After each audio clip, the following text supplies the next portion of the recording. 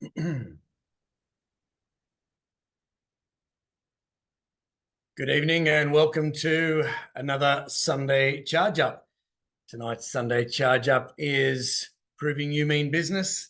Everything is negotiable. For those of you who don't know me, my name is David Lee, and I am the founder and chief coach of Leeway Mind and Body Mastery. We're a Sydney-based coaching practice. You have heard it be said that you need a healthy body will give you a healthy mind, but you need a healthy mind in order to make the decision to have a healthy body. I love tonight's topic, and I love the research that goes into preparing these presentations, particularly when it's pertinent to myself. And I came up with the topic based on conversations with Adam and Alex around the zeitgeist. And as we say, the zeitgeist is the spirit of the times and how people are feeling. And here we are, we're 20 or so days, 3 weeks into a brand new year. And this is my second charge up for the year. And it just seems like yesterday that I did the last one. Now, those of you who know me know that I like to speak in acronyms, not acronyms, rather acrostics and mnemonics. An acrostic is a word that actually means something, and then as it spells, it's a good way to remember, hence the meaning of mnemonic, what the word actually is. And the one that I wanted to start off with tonight is proof. Now, we've all set New Year's resolutions, we've all set these goals and intentions, and how do we stay on track? How do we not lose sight of the overall picture? And how do we maintain a level of accountability to ourselves and to the goals that we penned in the first place? So I'm going to take you through that. And I do have, this is a new thing I'm introducing, if you like, just so you guys can see what it is that I'm talking about. And the word that I've come up with for tonight is proof. And it's basically from the perspective of, if you've heard the expression proof of life, and proof of life is the expression given to when terrorism or abductors abduct somebody, they ask for proof of life to prove that the person they're asking for hostage money or ransom money for is in fact still alive. And the reason why I've used the word proof in relation to proof of life is that I really feel that we should, as men and as people, as human beings, be able to prove that we lived a good life. And the first person you have to prove that to is yourself. And so the P in my proof mnemonic is promise. And the reality of keeping any goal is to make a promise to yourself and to others. Now, in the first case, a promise is when you write down a goal, it's not something you hope for, it is something you intend to achieve. Now, from a promise perspective, I came from a sales background, and my first ever, when I started my company 22 years ago, it was as a sales training company. And a lot of the acrostics that I used in teaching salespeople how to do what they were supposed to be doing and what their actual purpose was as salespeople, I used a lot of acrostics. Now, in the sales game, a lot of the time they say under promise and over deliver. And I remember in my first ever big sales meeting when I became a national advertising manager, I was only about 20, I was 23 at the time. And they said, what are you going to get in for this quarter? And I told them. And afterwards, one of the older men, he would have been in his 40s, and he said to me, what are you doing telling them you're going to get that sort of money? You make us all look bad. And I said, I'm going to. He goes, yeah, no, it doesn't matter, but you under promise and you over deliver. He said, that's, the way you should be doing it. Then you look like a superstar rather than, just scraping across the line. What that man taught me was mediocrity. There's the quotes that we all hear from Socrates, and then there are quotes that we hear from mediocrities, that sort of person, which is under promise and over deliver. I don't like the idea of that. I like the promising and then over delivering on the promise. I aim high. The idea that if you aim for the stars, you might hit the moon. That's a good saying to say. But what's wrong with actually hitting the stars if you think it's realistic. So, like any promise, it has to be something that you expect you'll be able to achieve. So when I write out my goals, I write them as if I have achieved them already. So I write, I drive, I do, I have, I am. They're things that I promise to me. Now, the last person in the world you want to be breaking promises with, and two, is to yourself. And I think one of the things that Adam had spoken to me about is that how do we encourage the men to get done what they say that they will get done? Now, in Latin, the expression which I think is hilarious, when I say hilarious, the way it's pronounced is pretty much what happens if you don't do what you say you will do. And it is spelt, and I'll write it off over here, Facifacis. That expression is do what you say you will do in Latin. And how it is pronounced is facifacis. And I just think to myself, and I'm not much of a swearer, and that's how they pronounce that word spelt with F-A-C. But when it means do what you say you will do. And the idea that it is pronounced facifacis is pretty much that's who does. Facifacis, if we actually don't do what we say we will do. And there's nothing wrong with calling yourself fucksy every now and again if you are indeed fucking yourself. Now, I think one of the biggest problems that we all face is procrastination and not getting around to things. My brother said to me once that the greatest way of looking at procrastination is it's a lot like masturbation. It feels okay until you realize you're just fucking yourself. Now, that's about as much swearing as you will hear me ever say, but I think to illustrate my point tonight, I really think that's a good one that you will use. I did listen to a Dave Goggins podcast that he had with Andrew Huberman recently, and the man swears like he's just been let out of jail and wasn't allowed to swear in jail, or that he has Tourette's.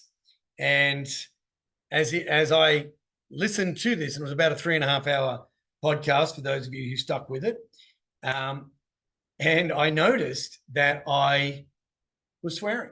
I actually swore to my partner in exasperation. Now, it's not that I am incapable of swearing. I'm very capable of swearing, but I have found ways in which to swear that appease me and the situation, but are not rude words. Like instead of calling someone a mother effer, I will say mother of pearl, like off SpongeBob for you guys who watch SpongeBob with your children. I'll say Jiminy Cricket instead of blaspheming. And, you know, there are other words that I use when I feel like swearing, but don't. But back on the promise piece, the idea of saying, okay, facifacis is, I'll pronounce it that way because that's how I used to pronounce it. And just checking what the pronunciation of it was, I thought I would do that. So from the promising perspective, you should keep your promises and think very, very long and hard before you actually make them. And I think that's one of those things. And I keep talking to you guys about boundaries and boundaries not becoming barricades. And I had said to my partner tonight, I was working away on this and I'd gotten quite the groove as far as what my research was going and how it was coming out. And I was on a real roll and I loved it. And I thought some of the ideas that were coming to me were great. And she had gone out to the basketball with the kids and she'd said, can you go and check on the dog? And when she had asked me, I said, oh, you'll be right. Anyway, I didn't know she was going to her sister's place and all that sort of business. But I actually said to her, I just can't do it. I need to stick on progress, on this process. She got a little bit upset, but not to the point where I felt angry doing the favor, if you like. But I did think, all right, I will do it because there's another Latin expression, premeditatio malorum. And that is think of the worst thing that could possibly go wrong and do everything in your power to make sure that it doesn't happen. And so I thought, well, the worst thing that can go wrong is that there is something wrong with the dog. It was a very hot day in Sydney today. I talk about sunscreen for the mind, and I do apply sunscreen, but I'm red raw under here because I kayaked to somewhere with my laptop as well, and I did a bit of work on the beach. and it was just blisteringly hot. I thought I had covered myself well enough, but I certainly didn't.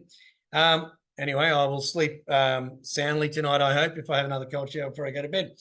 But on the idea of keeping the promise and expectations, what I did say to my partner was, if you can manage the expectation, if you had told me you were going to the basketball, then you're going back to your sister's place, then you were going to go home, I would have thought, oh, who's going to look after the dog? But I didn't think that. I just thought she was running on the fly, but I wasn't disrespectful, and I did the favor. And as it turned out, from a talk about a proof of life perspective, I proved that the dog was fed. I proved that the dog had pooped. I proved that I had actually done that, and I had kept my promise to her. Now, that was for her peace of mind. Now, I've said, everyone says happy wife, happy life. And I say, no, it's happy life, happy wife. The idea is that we shouldn't be trying to keep our wives happy. Our wives are happy watching us be us. The idea that your partner can say, I love watching you do life. And that's a big compliment if somebody is saying that to you. But the opposite of that is if your partner is watching you not do life. And by that, I mean the proof of life that we're talking about. The idea of potential. And the P could be potential. It was interesting. I had a lot of P's that I could have had there. But the idea that petrol has potential, but until it gets ignited, it is just petrol. And we have a lot of potential, but until we get ignited, it is just potential. And there is nothing more frustrating, I would imagine, than unrecognized potential. And so the idea that I have a promise that I make to myself every day, and that is that if this was the last day that I was on the planet, would I be happy with the way that I lived my last day on the planet? And so I go about all day long making sure that that's an experience that I would be very, very proud of. So the P is the promise, and it pretty much is just what you've written down. And I think the idea that faxes is to do what you said you will do, you need to get a schedule. And a schedule, I look at it, is a said you will. Do what you said you will do. And you write it down. If it gets scheduled, it gets done. So it might be one thing to say, yeah, I'll get around to that. And do you or will you? I might. As I say to people, there's no such word as might power, tried power, need power, want power, could power, should power. It's willpower. You either will or you won't. And in the willing is the doing. And so the idea that promise is an adjective. It's a word that describes what it is, and it's your mission. But for me, I think it's a difference because compromise, and I'll get to that later in the negotiation side of things, because when I spoke to you about the idea that I used to teach selling, there is how to sell and then there's how to negotiate. And negotiation's a big part of it. And how you negotiate your life and how you negotiate with the people around you is whether or not you win. And there is a win-win in negotiation. There is a win-lose, there is a lose-win, and there's a no deal. But we'll get to that later on. So the R in the proof mnemonic, and as I say, if we're thinking about proof of life and how well we live this life,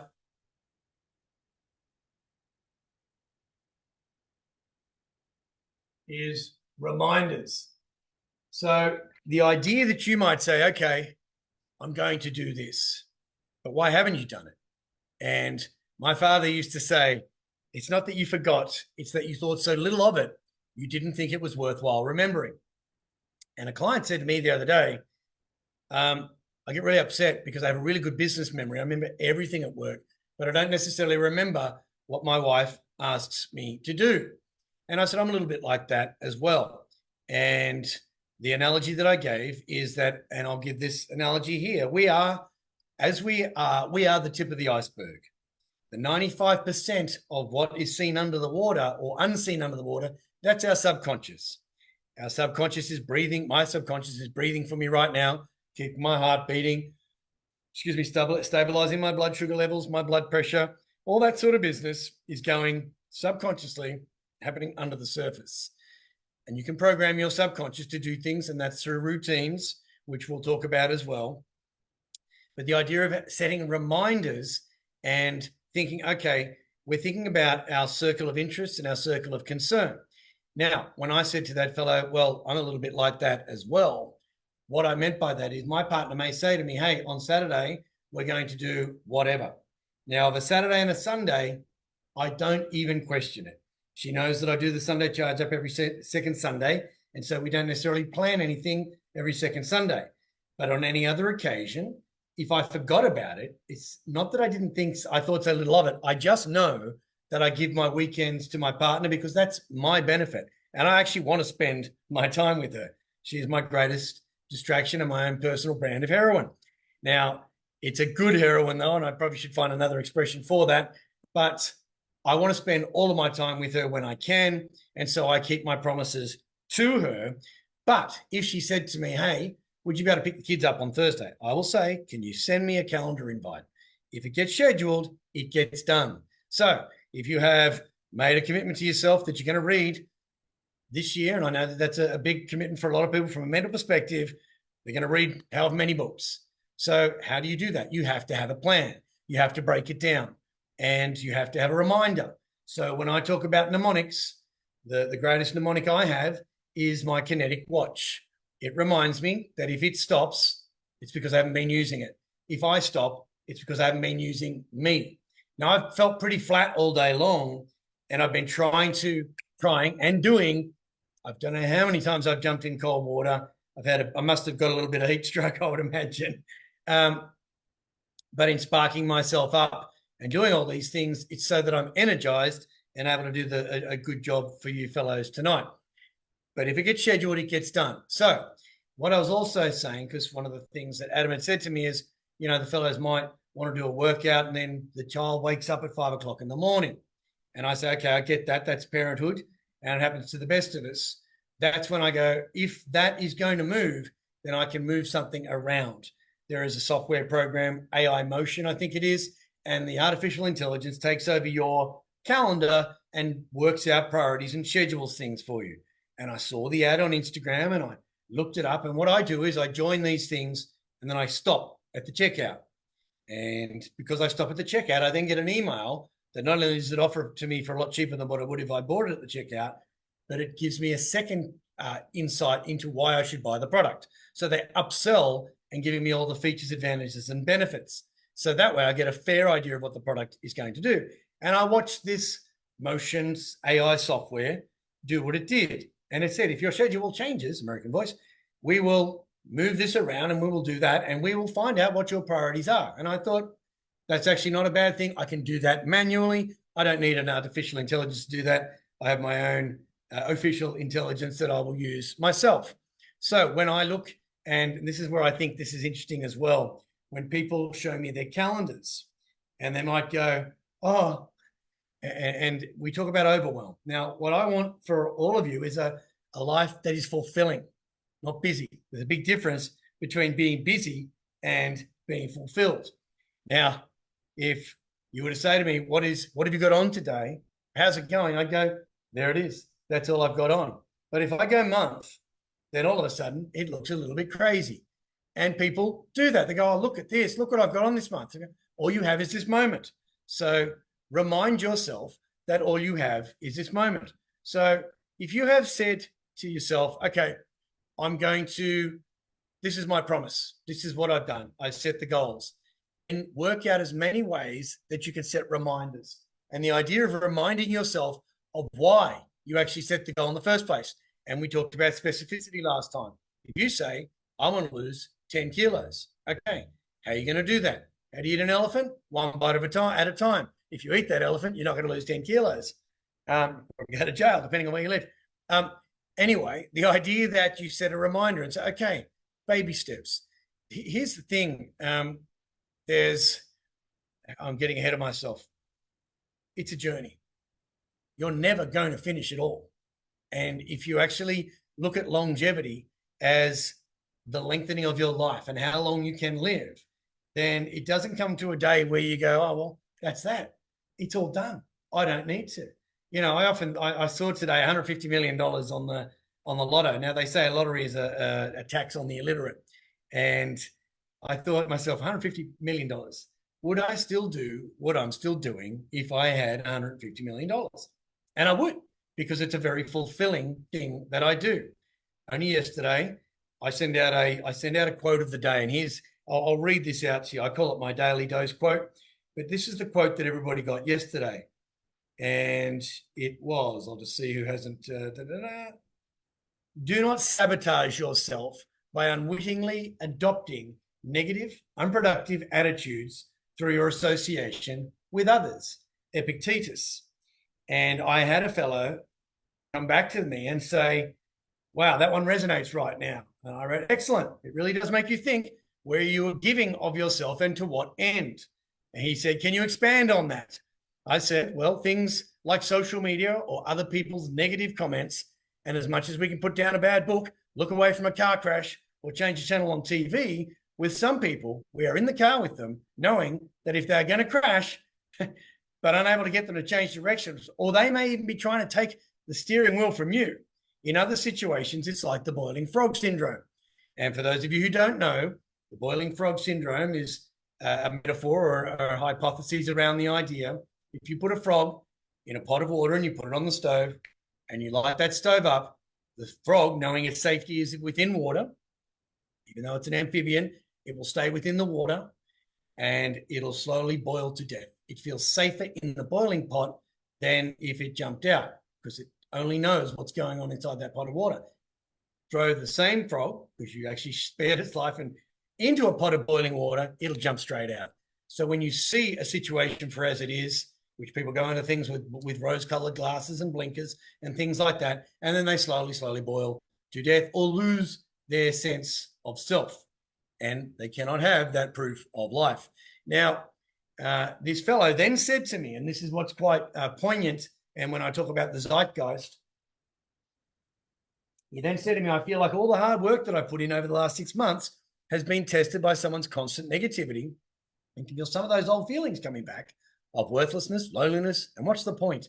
I've been drawn in by seeing the good in them, but coming to realize their demons are strong and somewhat blah, blah, blah, blah, blah. And it went on and on and on.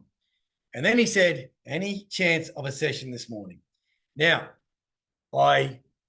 as a rule, I keep weekends very family-based. And when I will say to you guys that if you're actually scheduled in a workout for yourself and then something comes up, you have to move that schedule if it's family, because you've already identified in your mental, physical, spiritual, social, financial, family, business, and romance what it is in your family. Now, if it is spending more quality time with the children and the children want to do something and it breaks into your schedule, then you either say, hey, come here, we're going to do squats together, or push-ups on the back, as I saw in a video this morning. The idea being, try to combine those principles. Now, as what happened with this fellow was, I said, listen, I can't get on a Zoom, but I can give you a call. I'm at a family function, but I'm going to step away. And I actually said to my partner, I need to do something. And she said, absolutely. I said, I've got to get on a call. I'm only going to be half an hour at most. Again, managing expectations so that I would keep the promise of being involved in this family situation. I got on the phone to the fellow. Now, this gave me and will provide a lot of content for tonight, because the things that I had said to him were all reminding him of all the things that he has overcome. And resilience is your ability to bounce back. In fact, the word resilience comes from the Latin word resilium. And if any of you have heard this story before, a flea can jump the equivalent of a human being jumping over the Eiffel Tower, 220 times its own height. And it doesn't jump because it's got massive legs or anything like that. It has a pad of plastic protein behind its hind legs, which is known as resilium, from which the word resilience came from, which means to recoil and rebound and to bounce back. And so resilience means just that, bounce back. You know, when you feel yourself, think, okay, and have a language and a reminder of why you're doing this. The other thing that fleas have in common with the Eiffel Tower is that they're both parasites. Bit of a dad joke thrown in there. So I had the conversation with the fellow, and I reminded him of all the things that he said he would do and why. And I said to him, after he told me his story, and he was very upset, and I was moved by his upsettedness.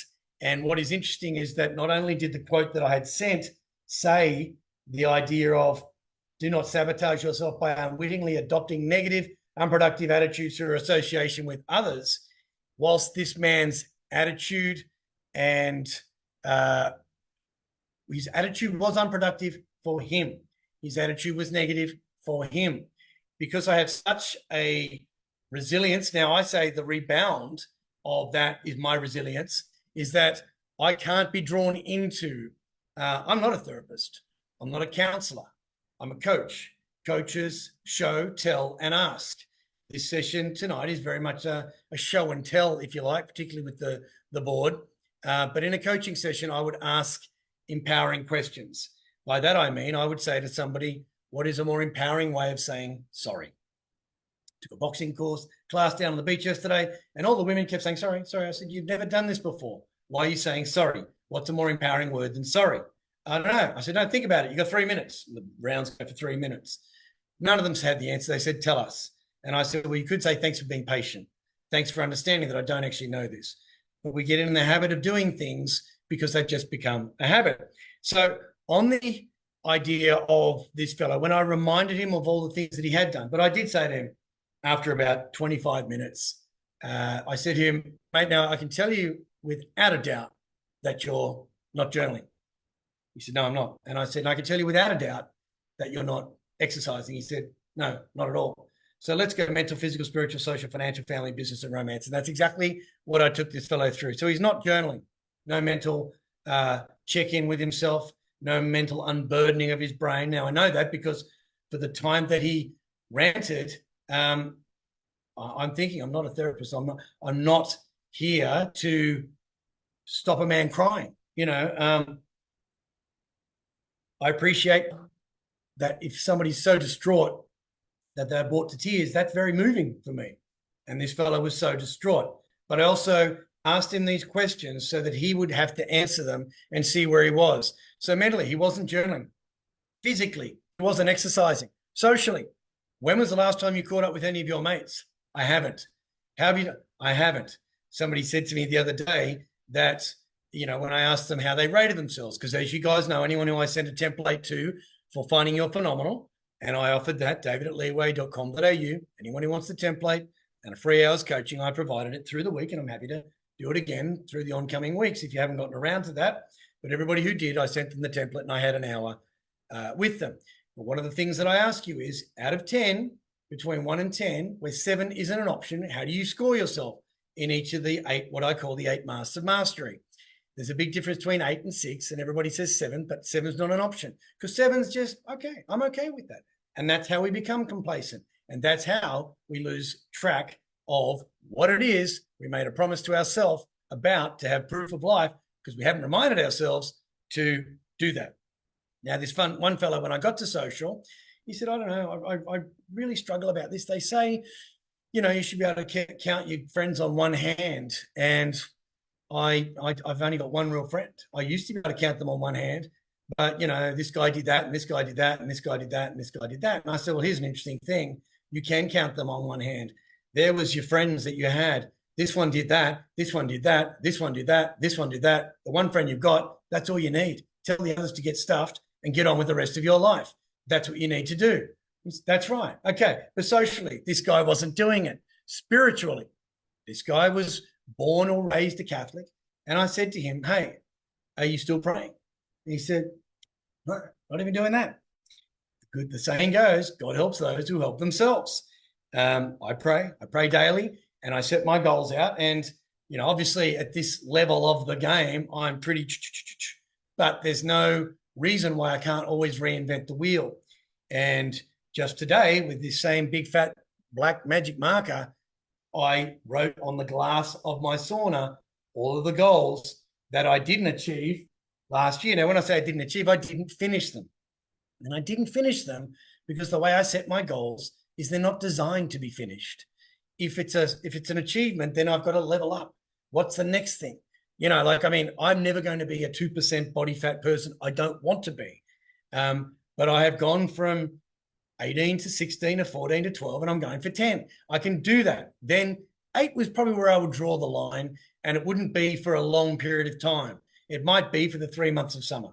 The perfect way to train, for those of you out there from a scientific and a physiological perspective, is to go 3 months of very, very pure, hard training where you're abstemious. So I've started my own 91-day challenge today. And for 91 days, I won't drink alcohol and I won't do this and I'll work out this and an hour a day. And I wrote it in permanent marker. So every time I look at this, every single morning, I have to see what the promise is. And right in the middle is what it is, the promise I have made to myself.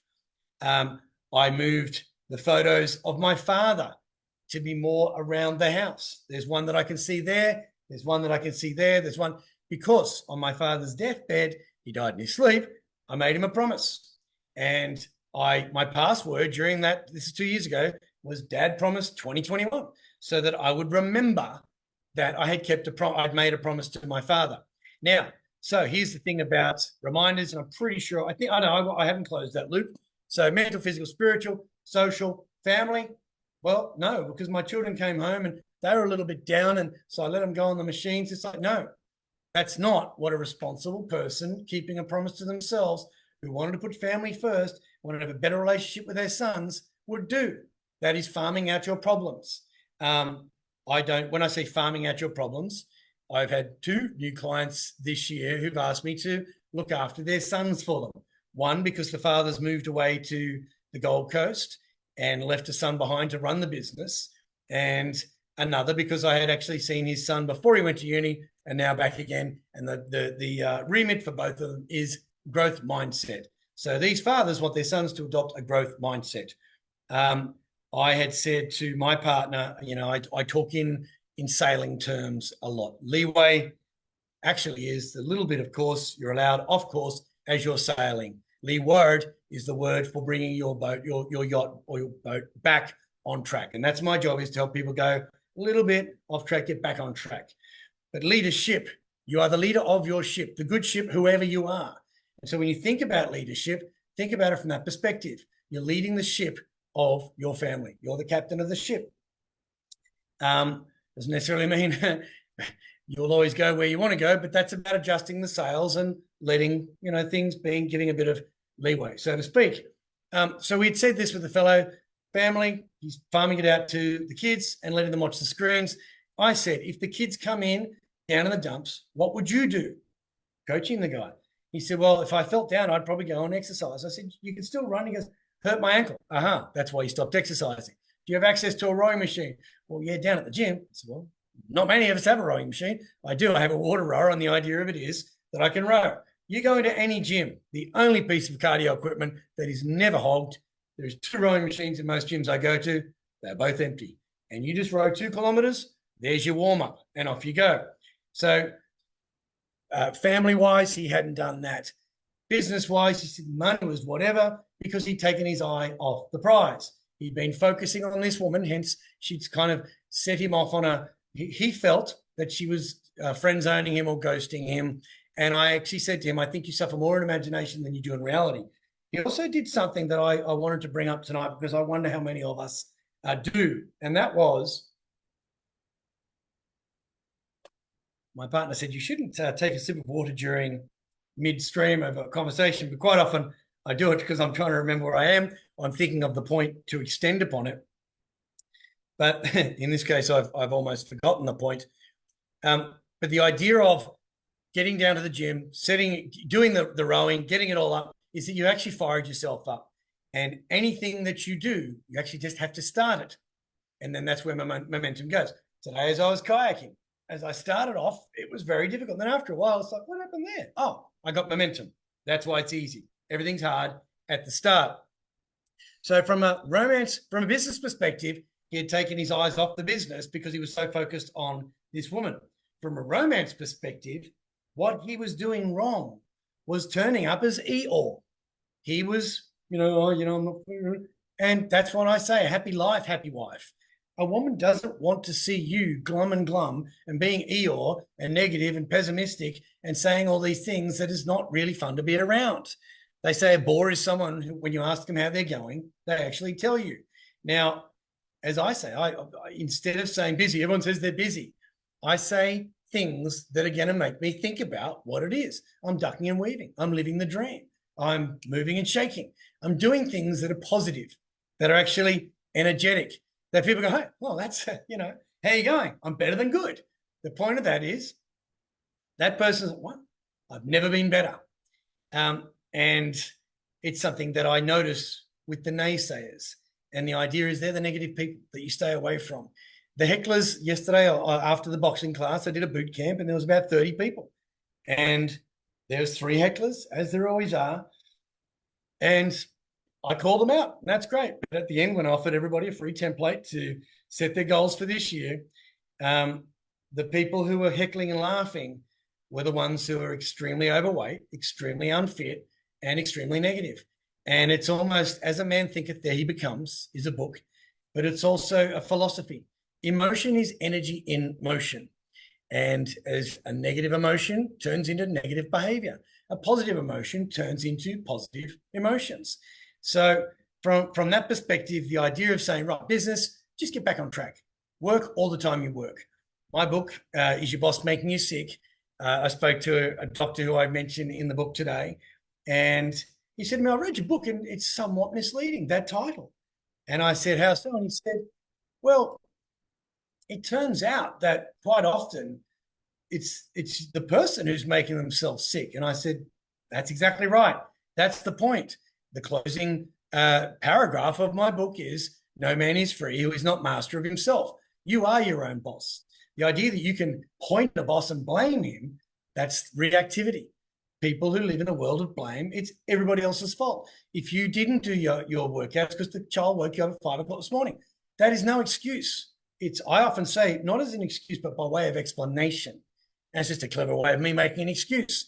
And when I heard myself saying that too many times, that's when I thought, aha, I've got to change. I've got to get back on track and stop making excuses that I'm wording eloquently and thinking that it gets me off the hook. Because it may get me off the hook, but it's got me off track. And that's part and parcel. Now, the way you can set reminders for yourself, this thing here on the other side is pretty much, whether you can see that or not. Whoop, no, that's why you can't see it. I told you this is a new thing. But there's pretty much all of my 2023, which is extended on, as I say. The reason they're still up there is because I want to continue doing what it is that I'm doing with those. Just going to fix this screen here. What I am doing with those intentions and promises that I've made to myself. So we went all the way through that: mental, physical, spiritual, social, financial, family, business, and romance. Financially, he wasn't saving any money. He went off his saving plan. Business, he wasn't turning up to work because he was distracted by the girl. Romance, he just wasn't turning up. And in each of those areas, he was able to see that he'd let himself down. And I reminded him of what his promise to himself was. I even said to him, he said, oh, he then sends me, this is quite funny. God helps those who help themselves. And when I talk about farming out your problems, my job is to guide you. My job is to introduce you. I say to people, I'm going to introduce you to the most interesting person you're ever going to meet in your life. And they say, who? And I say, you. I'm going to tell you who you are, and I'm going to remind you who you are. He ends up by saying, oh, that would have been a great, could you just write down a few points that we discussed that I could focus on? That would have been a good recording. So if we'd done the Zoom and we send it. And I said, here's one point. Read the E of engagement and the 8th E. I was quoting from those chapters. I've given him my book because he's a client. I didn't charge him, and he hasn't read it. People who pay attention. People who pay a lot of attention. This fellow hadn't paid attention because he got it for free. I got a wonderful email and all that sort of thing. Anyway, so set alarms, calendarize your events, sticky notes around the place, action boards that are visible, digital reminders, writing it down in your journaling. You're going to write it down, and then you're going to come up with your list of things that you've got to do that day. That stays in your pocket. It's a mnemonic for your pocket. My alarms, they are reminding me it's forever young. When I set a timer, bing, bing, it goes off like a boxing thing. I'm in the ring, and it's the fight of life. Visual aids, as I say, the photos of my father remind me of the promise that I made to him. This silly thing here, even if you've got photos. So if you look, this is it's the cover of the book at the book launch. So I launched my book. What am I doing about that? Prior to that, when I was writing the book, that was my screensaver. Pretty much the cover of my book. And that was to remind me that this is coming. Everything you've been working towards, the promise that you made, everything that you did, you had to do that. Voice memos, as I say, in the middle of the night, if I wake up with a great idea, rather than lose sleep, I say, hey, Siri, send a text to Larry Riley. She says, what would you like to say? I say it, I'm back to sleep. Then the next morning when I get up, in my phone is the memory that I had that I would have forgotten and I got back to sleep. Voice memos, associations, mnemonics. Of course, find your own mnemonics. So this is proof of life. Find your own mnemonics. When I talk about the purpose of Armory, I'll just turn that off because she's now sending me everything I'm saying. Anyway, the idea of purpose, preparation, understanding your uniqueness, review, renew, reset, reframe, people, optimism, solutions, effectiveness. Now, so the next one for proof is that everything that you're doing, and I've touched on it,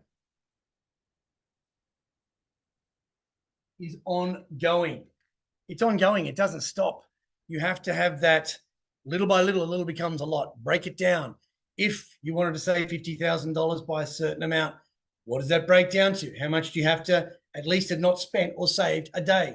How much do you need to be earning? Where do you need to be looking for extra money?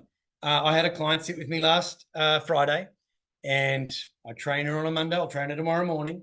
I train her again on Friday, and then I have an hour coaching session. We have breakfast at an all-you-can-eat place. And she said to me, do you know, I looked through, because you have to keep reviewing.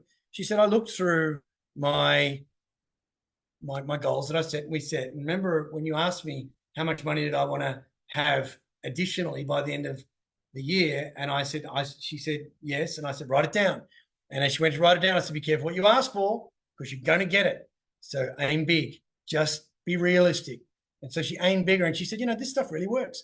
I got exactly to the dollar what I wrote down from everything that she invested in, time-wise, all that sort of business. So it is ongoing. And so she didn't get there and go, right, now what do I do? She set other goals. So it is tough. This is a tough life. It doesn't get any easier. As I say, it's the challenges of life that make life interesting. It's overcoming them that makes life meaningful.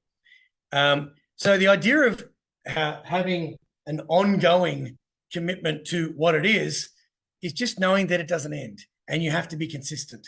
And if that doesn't work, try something else.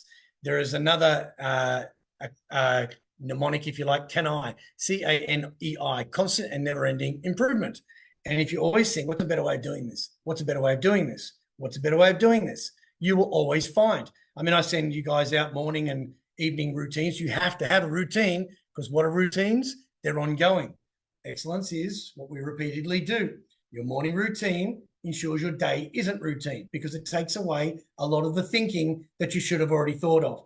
The evening ritual, I have my clothes at the door, ready to go. The keys are there. There's the idea of not actually being able to look for anything. There'll be creatine and everything like that put in the fridge before I go to bed, and that'll be ready to go so that I don't waste time. It's those little things you forget that actually trip you up on all of your goals. So just know that that is ongoing. But here's the other one, and it features in every single one of my mnemonics, acrostics, and acronyms, and it is optimism. The idea that with a big enough why, man can endure almost anyhow, Friedrich Nietzsche said. Nietzsche also said, what doesn't kill me makes me stronger. The idea that you say, right, I have to develop an undying optimism. There are things that you can do that is optimistic. As I say, I sign off my journal every day with, I believe something wonderful is going to happen to me today. And something wonderful always does. Again, the idea of saying, if this was the last day of my life and I died tonight, would I be happy with how I lived this day? And I would be. As I say, there's a Robbie Williams song, I'm not scared of dying, I just don't want to. I'm not scared of dying and I just don't want to. And I don't plan to die for a very, very long time. And I plan to die young at a very old age. And it's that youthful enthusiasm that keeps me optimistic. It's the attitude that I take with me. Oscar Wilde said, some people bring joy wherever they go, others whenever they go. I don't want to be anything but a source of joy. I want people to go, man, how do you do it? Well, because it's optimism. It's learned optimism. Optimism is something that has to be practiced. It's not just imbued. We repeatedly do. and you have to be every single day who you absolutely want to be. And the second you hear the mini-me coming in, you say, hey, shut up. This fellow who I spoke to for half an hour yesterday actually said, I was always friend zoned at school. I was, when I was 16, I had a lot of friends who were girls. And I said, this concerns me. There's a saying, and I might have said it to you blokes, that you can never step in the same stream twice because there's never the same stream and you're never the same man. The idea that you would think, oh, well, when I was 16, that's exactly what I did. So this is me. No, you're a 40-something-year-old man.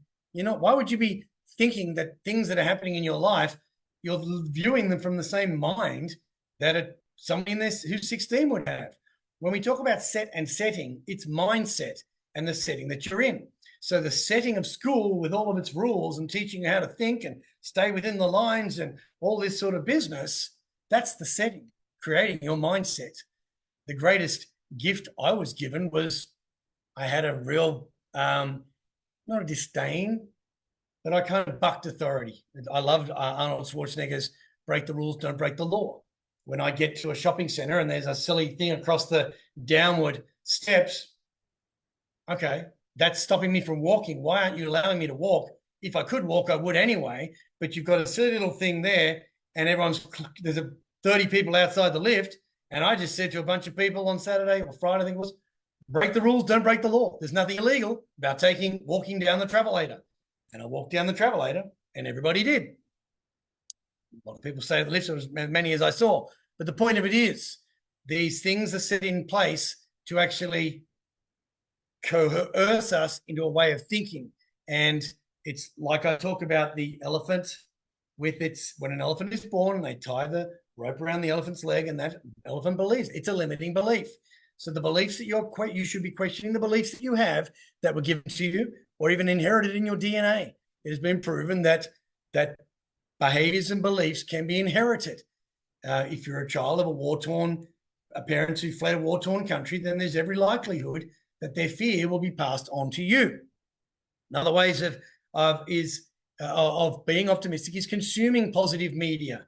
Be aware of the algorithm that you're clicking into through social media. I say stay off social media if you get the chance, but the idea that optimism is a practice, that if you watch the news, then who knows what's coming at you. So positive viewing, if you're going to view anything. I say my YouTube is television, is this sort of stuff. It's coaching, it's Huberman, it's Tim Ferriss, it's all that sort of business. Limiting negative influences, stay away from the naysayers, stay away from the bad influences, positive affirmations, surrounding yourself with positivity. Create a positive environment. Have your workspace clean. Have your gym area clean. Have your wardrobes clean. That clarity. Benjamin Franklin, one of his 13 virtues was tolerate no uncleanliness in your body or habitat. And so looking at yourself, are you clean? Are you a clean viewing? The idea that you go out, your physique tells everybody who you are and how hard you work. And there's a good enough reason for a lot of people to go, okay, do I want my children to look like me when they get to my age? If every generation's job is to make the next generation better than them, then better yourself so that the next generation sees you as the role model and the leader of the ship. Now, the final, I could talk about optimism for hours, and I could probably do it, is the follow through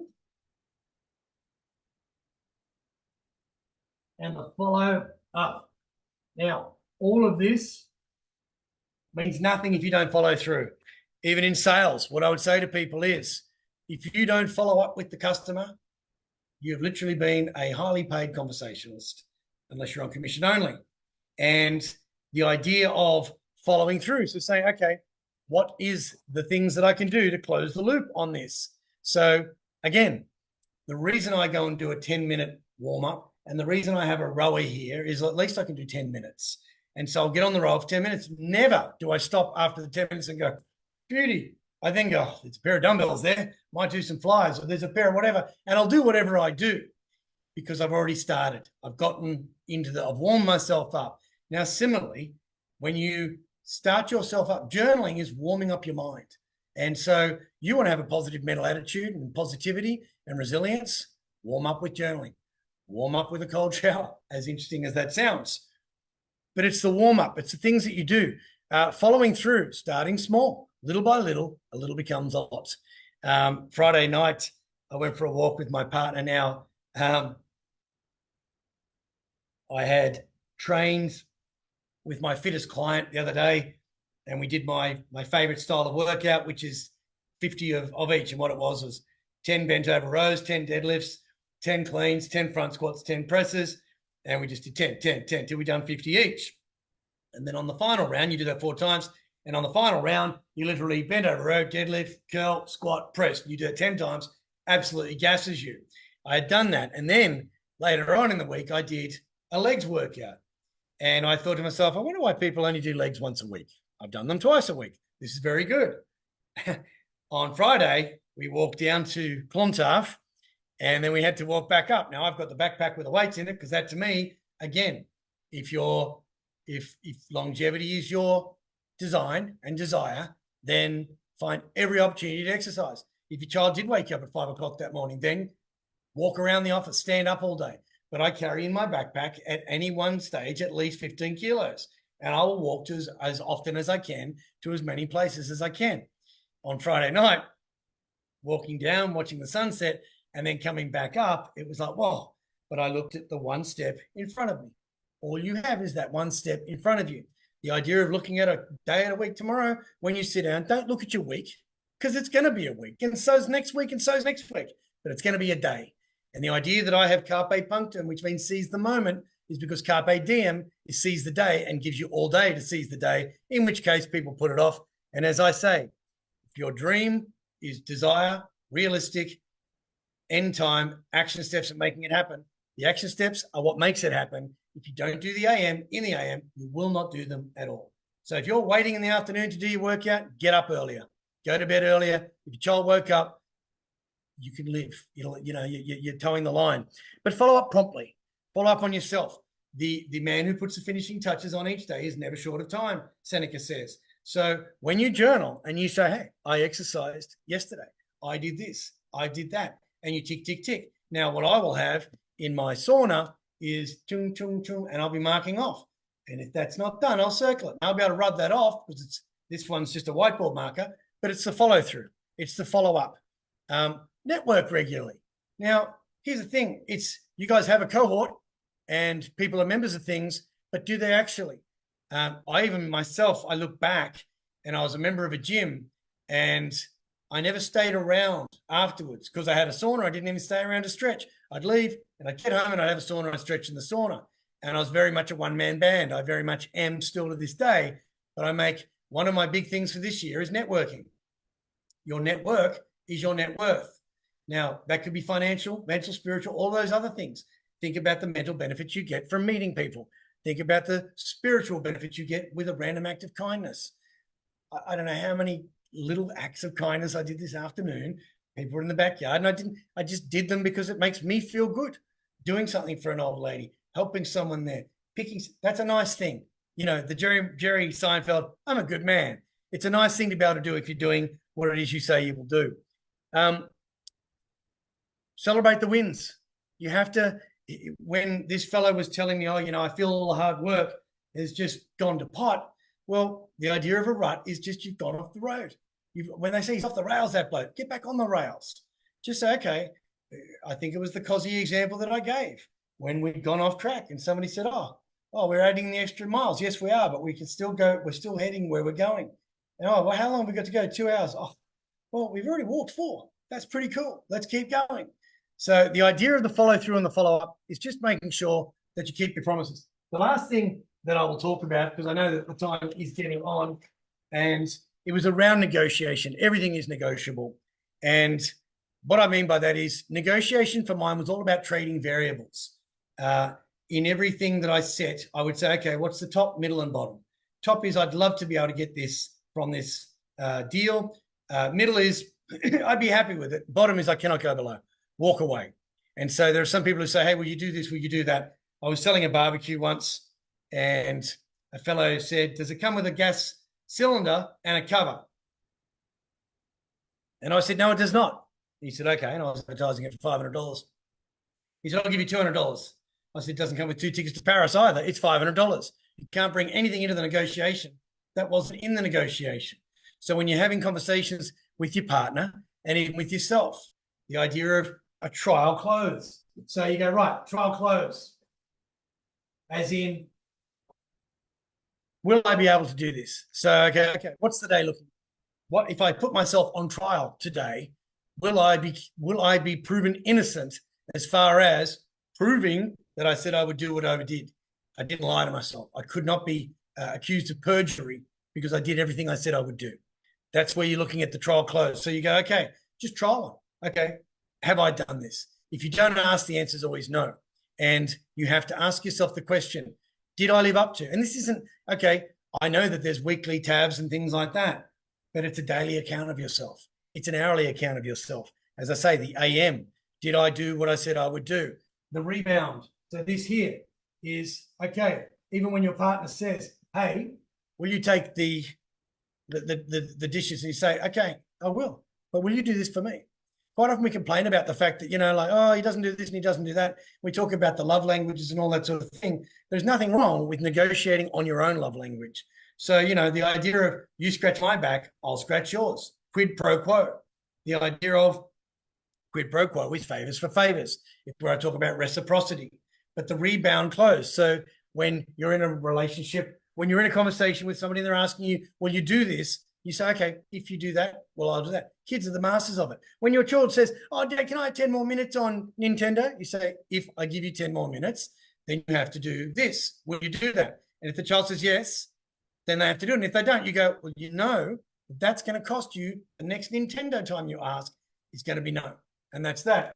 The assumption where you say, I assume this is going to be happening. They say you assume anything, you make an ass of you and me, but assume that things are going to happen. Assume. That's that level of optimism. Just assume that it's going to happen. The idea of direct. So direct closing in sales is say, hey, are we going to go ahead with this? Are we going to do this? And if the answer is yes or no. Now, quite often when men say to me, I'm not really sure whether this girl's interested in me or not. And I caught up with a mate last night. We sat up late and we're talking. And he's talking about this girl that he's interested in. And I said, why don't you just ask her? Like even the fellow the other day was talking about a friendship that has developed into something more. And he's worried about that. And I said, well, hang on a second. The reason why people have affairs on Facebook and all that sort of business is because they knew that person at school. And there's the connection. All people need is a little bit of familiarity and off they go. And friendships do develop into relationships. My partner was at one stage a friend, and she was one of my friendship set, all of whom are gone now because she's the one. And so I don't necessarily need the company of other women to make me feel better about myself or to feel, and that's what I used to do. I enjoyed sitting in a nice place with nice women making me feel good. But nobody made me feel as good as her. And I think I say to know you is to love you. So when I say to my partner, what I love about you most is that I actually really, really like you as a person. I can't fault her character. I can't fault her, most intelligent woman I've ever met in my life. So she certainly keeps me on my toes. But it's who she is as a person that I'm so attracted to, because she does it all. She just keeps doing what she says she will do. She keeps her promises, which I think is a lovely thing. The final thing is just expectation. And the idea that you say, okay, now I've rushed through this last thing because I just realized the time, so it might be one for another time. But I think the point of expecting that what it is that you wanted to achieve, you will achieve. And that's when I say as if now. The idea that there's 10 two-letter words that'll solve every single one of your problems. And that is, if it is to be, it is up to me. I change that to as it is to be, it is up to me. So not only do you write your as if now mantras, and as I say, the mnemonics that I have. This fellow said the other day, I like the idea, I just forget to smile at myself in the mirror. And I said, okay.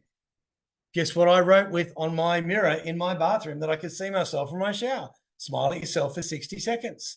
The songs I'm programming, they're all designed to make me energized and thinking positively.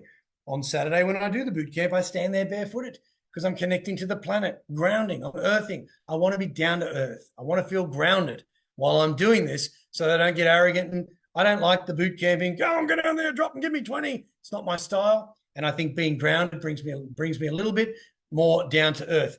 But just expect that everything you've written down is going to happen. And if setbacks, the comeback will always be greater than the setback. And you're going to fail. Things are going to happen. Failure is not an option, but it is a preference.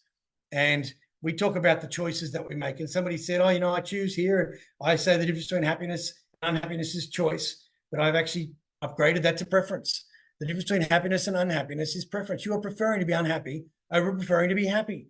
And when you change the way you look at things, the things you look at change. And the idea that a man with a hammer, the whole world's a nail. You be the hammer, but be the hammer of who you want to be. Be the Thor. Be this is who I want to be, and this is why. Because I can see right down the track that that's how I want to be remembered. When I say to people, would they say this about you now? Don't wait for your funeral. Don't wait for the funeral exercise. Have them say it about you now. Would people be so sad to see you go? Or are they going, can't wait till that? I mean, the idea of humor, even on my father's deathbed, there was a bit of dark humor in our family. The thing that happened, I was like, who would have thought Dad went before Mum? Dad was as fit as a fiddle. The idea being that even in the depth of despair in the concentration camps of Nazi Germany, that the thing that kept the three things that survivors had in common was rich inner lives. So they really knew that they did what they said they would do. They had schedules. They had a plan for when they get out. They had undying optimism. That was another thing. They had a sense of humor. They had plans for the future. And the idea of it might have had to be dark at times, but they had a sense of humor. So whatever's getting you down, see if you can make a joke out of it. And it's quite funny, even if it's a knock, knock, who's there? Wood chip who? Would you please stop picking on me? Something like that is quite simple as far as how to make things change. And I find in adversity, they say adversity reveals a man to himself. Now, if that man who's being revealed to you is not who you want to be, you change the channel. I was talking to people about stinking thinking the other day, and that they should be thinking of linking thinking. Every time the stinking thinking happens, go, hey, shut up. You're the voices of the past. You're the voices of all those, as I call them, the characters, the comments, the criticisms, or some other C word that has given you a limiting belief. And as soon as that isn't you, that's the mini me. That is the voice of the past telling you you're not good enough because they didn't like your sparkle. They didn't like the fact that you had a sense of humor. They didn't like your charisma. They didn't like what it was about you that made them feel bad about themselves. And when I talk about it, I say it's the second oldest story in the book. Cain and Abel, first Adam and Eve in the book of the Bible. And it was sibling rivalry, and it was jealousy, and it was envy, and it was criticism. It was, look what he's done, blah, blah, blah. So prove to yourself that you have a life. Make sure that the promise that you're making to yourself, remind yourself what it is, look at what your options, and that it's ongoing. Be absolutely optimistic and follow through. Just do what you say you will do. Your schedule is what you said you will do. Write it down, carry it with you, understand what your whys are. Your whys are the windows to your goals. Know that time goes. The only constant is my clock is Bruce Lee, roundhousing around the clock, because Bruce Lee said, if you love life, you'll love time, because time is what life is made up of. And with that, gentlemen, I'm very, very conscious of the time. I bid you all a wonderful evening. Again, david@leeway.com.au. I'll send you my free template. And there are the men that I've coached. It was a free coaching session. I'm happy to go through that. So you print that template out, and I will take you through that template so that you have to do it. A fellow the other day said, I didn't print it out. I said, print it out now. You got to print it? Yeah, print it out. Let's do it. And we went through it at the time. And that, to me, the reason I have 100% success rate is because it is an accountability. It is a level of accountability. And I don't let you off the hook. I'm not a counselor. I'm not a therapist, and I'm not a psychiatrist, and I'm not a psychologist. And the difference is you'll never hear from them again if you don't keep making the bookings. But I'll be hounding you. That's the deal. But hounding you into the greatest version of yourself that you're ever likely to be. Gentlemen, with that, I bid you good evening. Have a wonderful evening and be well.